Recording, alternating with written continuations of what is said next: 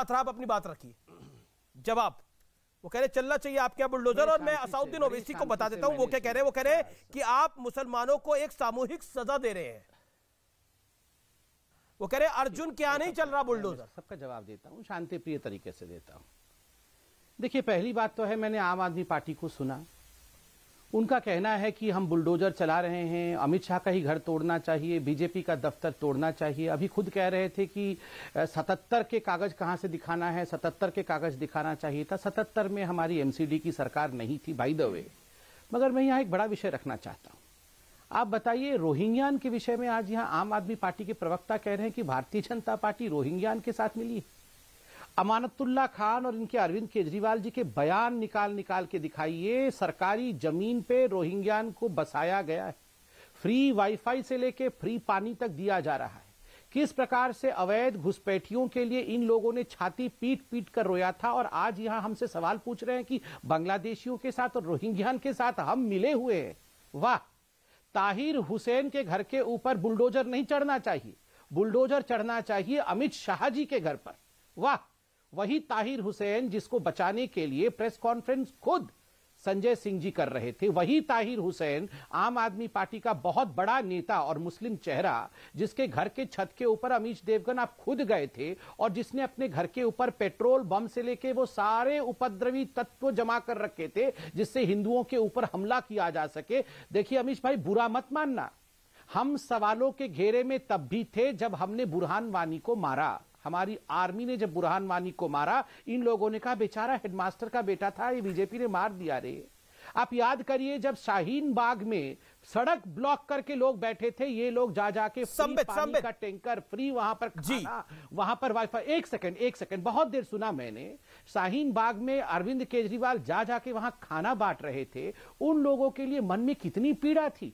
आप याद करिए, मुर्तजा गोरखपुर के मंदिर पर हमला करता है। मुर्तजा क्यों हमला करता है? क्योंकि अरविंद केजरीवाल और उस प्रकार के लोग कहते हैं कि जब ये सीएए आ जाएगा तो मुसलमानों की नागरिकता खत्म हो जाएगी। जिस प्रकार मुसलमानों की राजनीति इन लोगों ने किया है, आज देश की परिस्थिति है कि देश में एक खाई झूठ मूठ जो है नहीं हकीकत, उस नाम पर उत्पन्न करने की कोशिश की है। लेकिन ये देखिए, मैं उसी से मेरा पॉइंट है। आप कह रहे हैं कि झूठ मूठ की खाई है, लेकिन पत्थरबाजी तो हुई है, पत्थरबाजी तो हुई है, और हनुमान जयंती के मौके पर हुई है, रामनवमी के मौके में हुई है। सिर्फ दिल्ली में नहीं हुई, खरगोन में भी हुई है, गुजरात में भी हुई है, बंगाल में भी हुई है। मेरा पॉइंट यह है कि इस समय पूरी पॉलिटिकल क्लास आपके साथ, आपके खिलाफ खड़ी है। बीजेपी को, आप बीजेपी तो है ही आपके साथ क्योंकि आप खुद बीजेपी से हैं, लेकिन B it Asaduddin Owaisi, B it आम आदमी party, B it Rahul Gandhi Congress party, सब आपके खिलाफ है इस समय।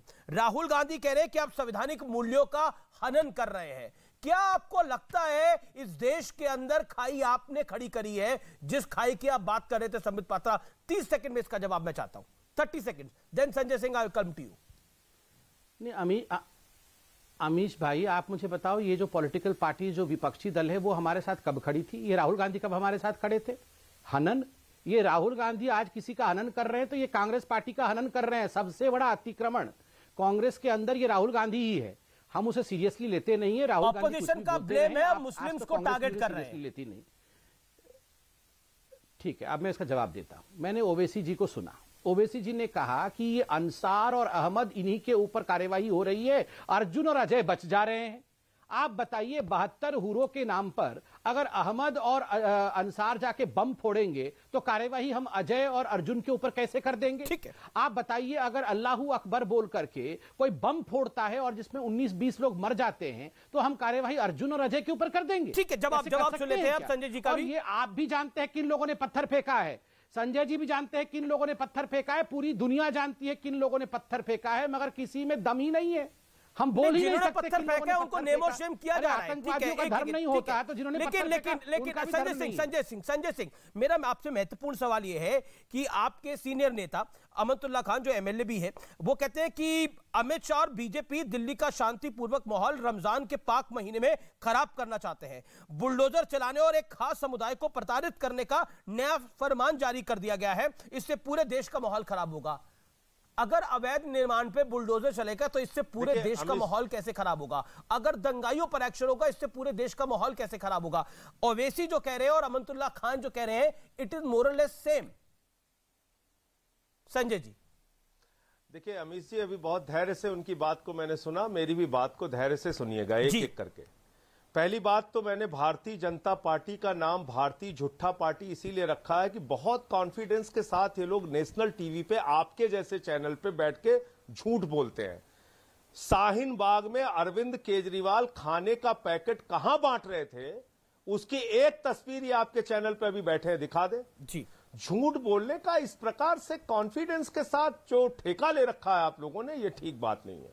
दूसरी बात, वानी पे बता रहे हैं हम रो रहे थे। ऐसी ऐसी बेबुनियाद बातें करके आप देश को गुमराह करना चाहते हैं।